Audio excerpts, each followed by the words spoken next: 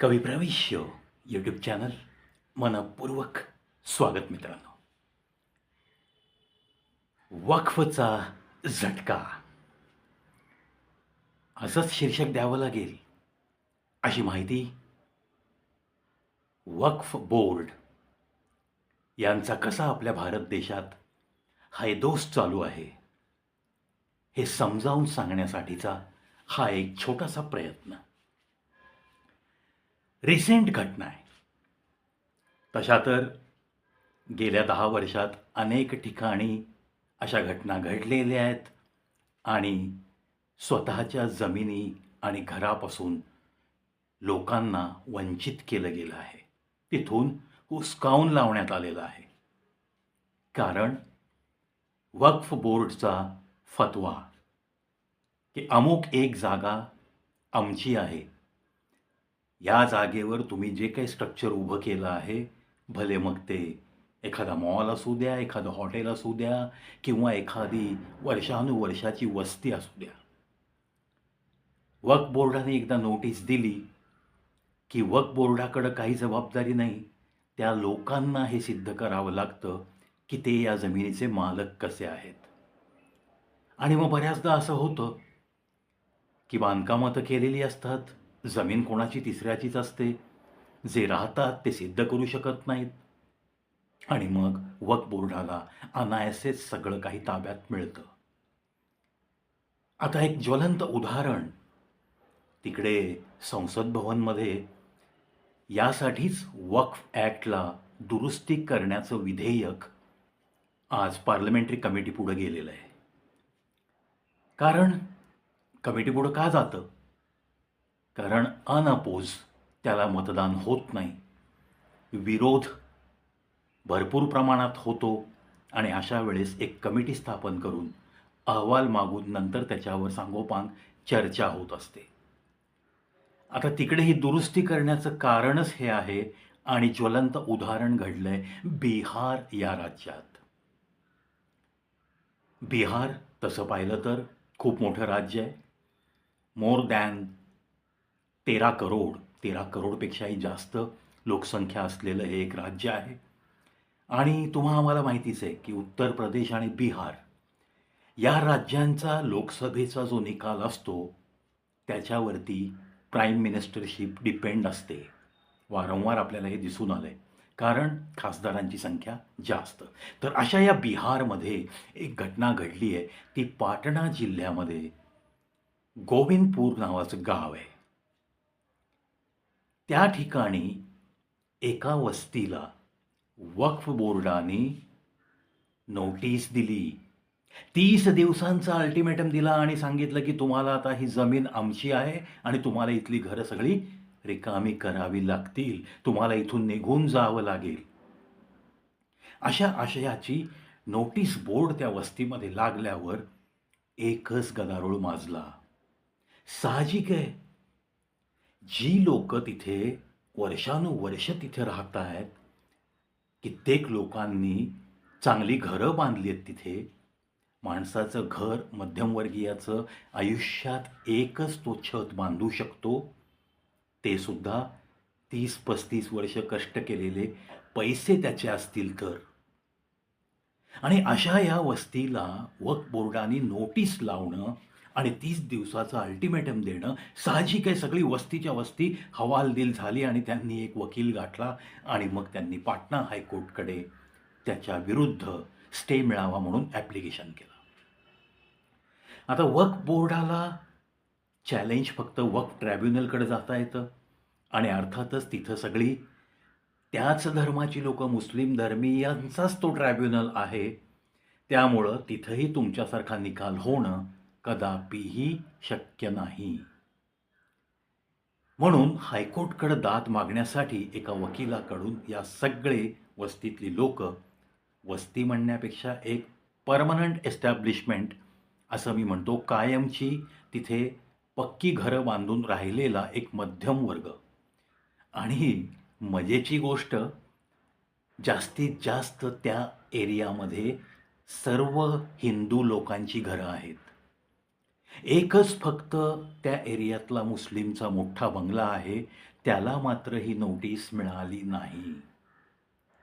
मग हा दुजाभाव जेव्हा केला जातो, तेव्हाच दाल में कुछ काला है असं मनात यायला जागा नक्की आहे. थोडक्यात एक एक हिंदू बहुल एरिया जो भाग आहे, जिथं हिंदूंची 100च्या वर घरं आहेत, अशा जर 5-5, 7-7 एकर जर वक्फ बोर्डाने ताब्यात घेतल्या, तर मग ही लोकं जाणार कुठे? त्या जमिनीवरचीच जर वक्फ बोर्डाने ओनरशिप क्लेम केली, तर त्याच्यावर उभं असलेल्या स्ट्रक्चरला काही अर्थ आहे? सोडून जावं लागणार. आणि अशाच पद्धतीने गेल्या 10 वर्षात जवळपास 1700% वाढ होऊन वक्फ बोर्डाकडच्या जमिनीचा एरिया हा भारत देशातील तिसरा सर्वात मोठा जमिनीचा मालक अशा पद्धतीने त्यांच्या ताब्यात गेलेल्या जमिनीचा क्षेत्रफळ आहे.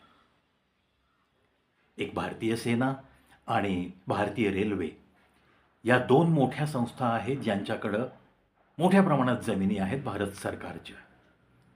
पण तिसरा नंबर हा वक्फ बोर्डाचा लागतो आणि कधी कोणती जमीन कोणत्या वसाहतीवर हा नोटीस बोर्ड लागेल याचा काही नेम राहिला नाही. आणि म्हणूनच या वक्फ ॲक्टमध्ये दुरुस्ती करणं फार गरजेचं आहे. गेल्या सरकारांच्या डोक्यात फक्त व्होट बँक होती. आजही त्यांच्या डोक्यात ती व्होट बँक म्हणूनच त्या समाजाकडं पाहिलं जातं, त्या धर्माकडं पाहिलं जातं. आणि म्हणूनच अशी खिरापत वाटत 2013ला हा वक्फ ॲक्ट, हा जो वक्फ बोर्ड, वक्फ ट्रायब्युनल स्थापन करणं, त्यांच्या कायद्याला एक बळकटी देणं, हा कारभार 2013ला गेल्या सरकारने केला आहे, UPA गव्हर्नमेंट. भारत ठीक आहे, सेक्युलर तुम्ही शब्द टाकला घटनेमध्ये, मग हा सेक्युलरिझम प्रत्येकाने पाळला पाहिजे ना.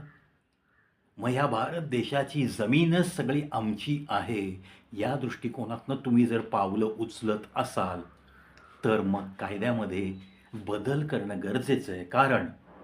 कारण ज्यांची आर्थिक परिस्थिती कमी आहे, अशा झोपडपट्टी विभागाला सुद्धा हा वक्फ बोर्ड गिळंकृत करू पाहतोय. केलेलं आहे. अनेक शहरांमध्ये हे सुद्धा घडलेलं आहे.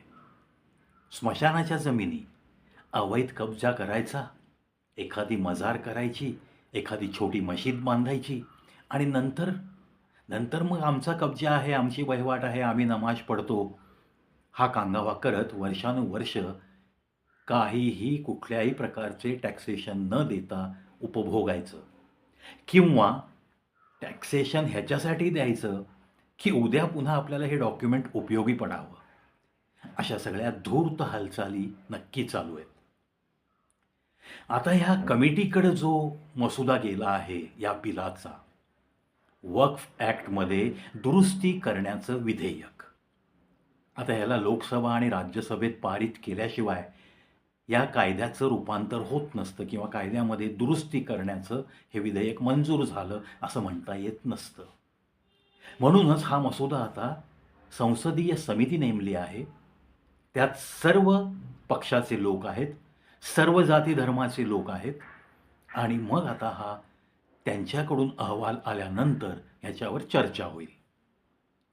हा जो वक्फ ॲक्ट याचा गैरवापर चालू आहे, ह्या ॲक्टला दुरुस्त करण्यातच येऊ नये असे फतवे काढत, माईकवरनं ओरडत मौलाना लोक गल्लीबोळात फिरतायत. बहुतेक 13 September 2024 it is the last date. त्यामध्ये त्यांनी पब्लिक ओपिनियन मागितलं आहे. लोकांचं काय मत आहे हे एका ईमेलद्वारे मागितलेलं आहे. आणि मग हे ईमेल पाठवता मशिदीच्या बाहेर त्यांनी कॅम्प चालू केलेत. गल्लीबोळात त्यांचे जे मशिदीतले मुतवल्ली वगैरे असतात त्यांना त्यांनी माईक वगैरे देऊन गल्लीबोळात हिंडण्यास सांगितलेलं आहे.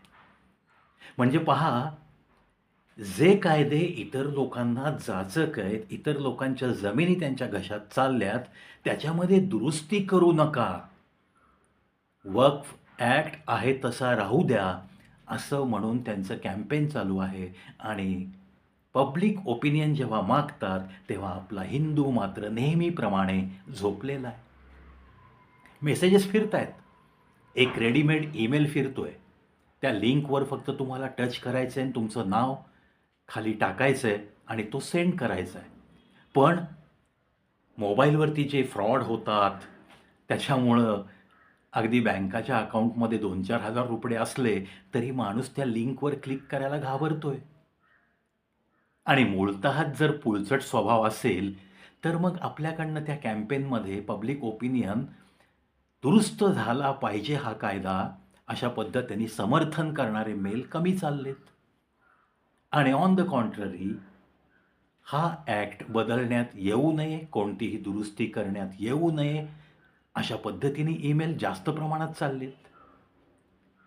थोडक्यात आज मेजॉरिटी सरकार नाहीये. सरकारला लोकसभा आणि राज्यसभेमध्ये एखादा कायदा संमत करून घेताना आपली स्वतःची मेजॉरिटी नाहीये, इतर लोकांना पाया पडाव्याच लागणार आहेत. या अवस्थेचा गैरफायदा घेत अपोजिशन स्ट्रॉंगली अपोज करतंय या बिलाला. पण हे बिल किती घातक आहे हे मी तुम्हाला मुद्दाम या बिहारमधल्या गोविंदपुरा गावातली ही एक उदाहरणदाखल गोष्ट सांगून मी हे पटवून द्यायचा प्रयत्न करतोय.